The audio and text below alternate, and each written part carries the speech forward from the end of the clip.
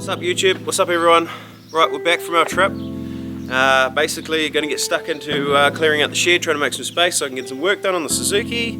Really want to get it rolling and get it all welded off so that I can start doing some body work over Christmas. I really want to get the body sorted, and U-Pole have come on board with their Raptor liner. They've supplied us with enough Raptor liner to paint my Suzuki and Paul's Suzuki, so massive thanks to them.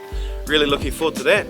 And make sure you hit the subscribe button below and you hit the little bell notification so that you do not miss any of this action, because we plan to bring you as much action as we can get our hands on this year. Right, back in the shed again. It's freaking hot. We've been having a ridiculously hot summer here actually. Kind of good for those people that like the heat. I'm not one of them. I prefer the cold, but it's all good. So basically what we got going on today is my body's next door down at the neighbours, and they're shutting up for Christmas today and they're not back for 3 weeks, and I need to be working on the body over Christmas. So I'm in a mad rush to try and get this done so we can chuck the body on tonight or possibly tomorrow. I think they're going in for a couple of hours in the morning. So I'm under the pump. I got to get done. Hopefully everything goes to plan. We can chuck the body on. I've got a bit of stuff to do over Christmas, like painting. I've got some panel work to do, make sure everything fits, and then start planning for the new motor and gearbox once I get them. Anyways, I thought I'd quickly show you guys what we got going on for the rear suspension. Much the same as the front suspension, and basically the shock mounts are welded onto the rear axle. I've used the Ruffstuff gusset and actually just drilled it out a little bit and cut it down to suit, and that's welded on there. And basically go for something a little bit different. I've plated the chassis, as you can see in there. I've plated the chassis, welded these on. Well, they're just tacked on for the moment. And so yeah, once I weld these on, good to go. And I'll weld these on once I get my angle and everything sorted, and I've got to weld on my top piece and my brackets on the top to take the shock. Once I've done that, just pretty much measure it up and repeat on the other side. The basic trick to setting these up, right, is you get your discs at your bump height, which I've got, and then you mount your shock and the top height there. That gives you your height that you need to make your shock tower. Pretty simple stuff really, easy to figure out. And I've got a little bit of angle here, which I don't mind, very minimal. So I've got misalignment spaces in the shocks, as you can see, so that takes up any misalignment and makes everything work as it should.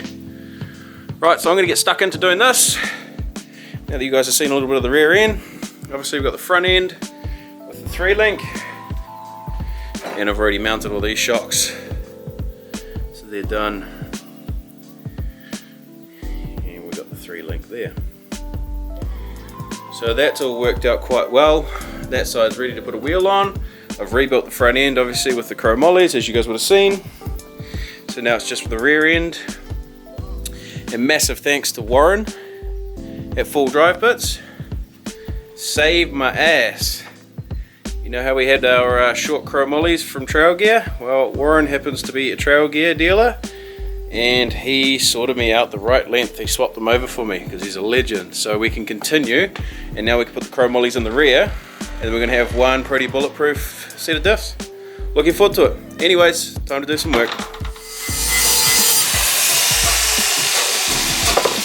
Now you know you haven't worked on your Suzuki enough when your parts that you cut last time you were on the Suzuki start getting surface rust again.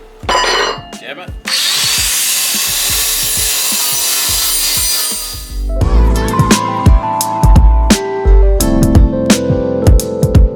Well, it was a late night last night, but I got it done, thankfully, because now in a rush to try and get everything done in time before the boys next door go home. So we're in, got rear shock towers, excellent. Now, when we were trying to spread the axles from the brakes and the brake assembly, now when we were trying to separate the axles, we've mushroomed the end of them, so I'm just going to quickly cut a couple of mils off, and then I can stick them in put some wheels on it, put the shocks back in, and we're ready to rock and roll. Can't wait. Then we can flex it up, make sure nothing's binding, and stick the body on and start working on that. So let's do it. I did it. I got it done in time to catch the boys next door, which is it's actually Paul's dad. He's a bloody good bastard, and he came and gave me a hand because Shay took the truck to work today, so I had no way of hooking up the trailer. So he came and hooked it up, helped me drag the chassis onto the trailer, and then loaded the body up with the forklift.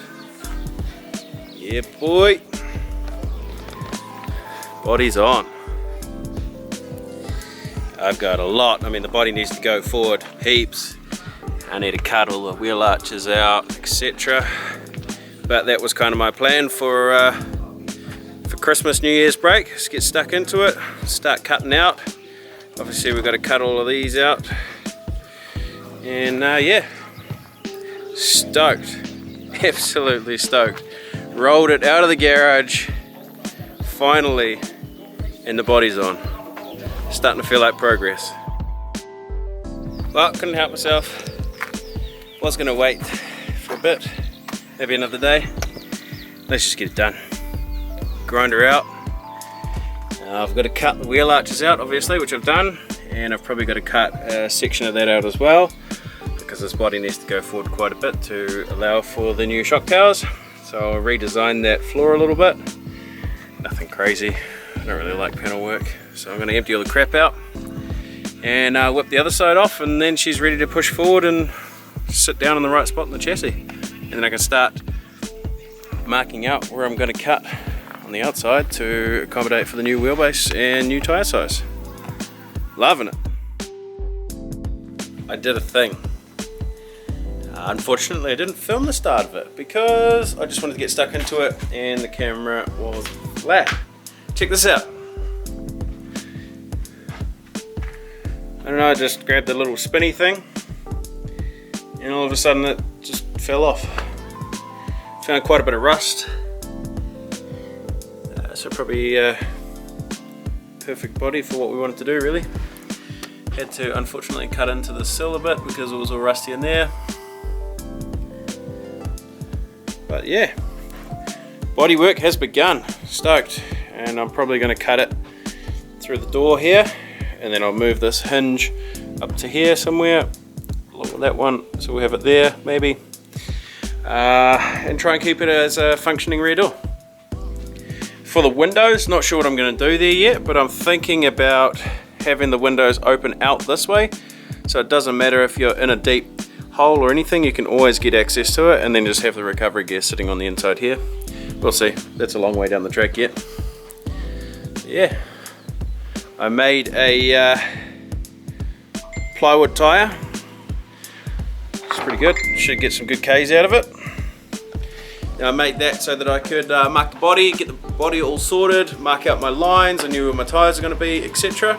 It's sitting at full bump and the body's not on it properly at the moment, but at least I can work with the lines that I've got.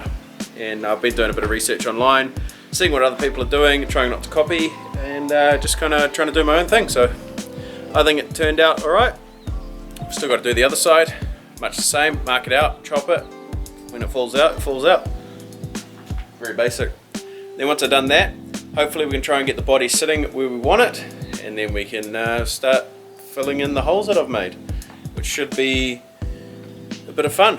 Plenty of twisted panels and too much heat in the welds. We'll make it work. That's what Bog's for. Yeah, got it done. Didn't think I was going to be able to, but I managed to wrestle the body by myself into position on the chassis. Do you know what? The body sits flat. That's the main thing I was worried about. Just thinking it wasn't going to work. But we're in. Check out this wheelbase. If that's not a stretched rear, I don't know what is. Very, very happy with that. I think my wheelbase ended up about 108 inches, which is cool, pretty similar actually to what the Patrol was. And I liked the way that climbed. It was very stable, it always felt secure, and it never felt like it wanted to flip over or do anything stupid. So I'm pretty happy with that. It's a big wheelbase for a Suzuki, and got some big tyres to go on it, which you will find out about later on. For now, I got some more cutting to do. I like this. Preparation is key. Of all metals. Panel steel seems to be the loudest. Actually get your gear on, so you look like a superhero. Right, so I'm going to attack this side. Got this little spinny thing. Every time I have this in my hand, things fall off. Can't help that, sorry, accidents happen. I've marked it out here. And basically I'm just going to follow the straight lines with the grinder, and the curves I'll use a jigsaw. A whole lot easier to do the corners nicer. So, step.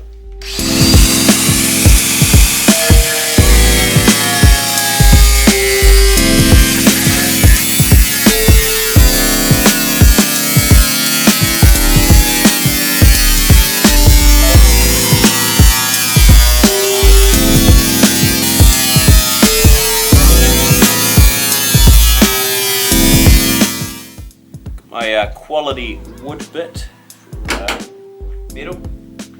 So I live life on the edge like that.